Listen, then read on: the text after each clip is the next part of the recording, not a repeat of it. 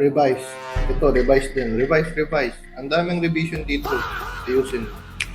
May boss ka ba na hindi makakatulog kapag wala siyang naipabago sa gawa mo? Yung tipong gusto lang mag-feeling boss. Kung ganyan ka-toxic ang kadil mo, the worst thing you can do is submit a 100% perfect output.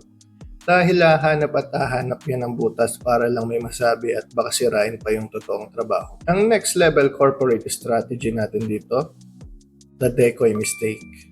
Mag-iwan ka ng isang sadyang mali, isang pangit na font, isang obvious na typo, o maling kulay sa presentation mo. Bakit? Kasi pupunahin nila yon. Masasatisfy ang ego nila na na-correct nila yung mali at na-approvehan na nila yung totoong trabaho na walang binabago. You protect your masterpiece by giving their ego a fake target. So feed their ego, protect your work, and save this strategy and follow for more.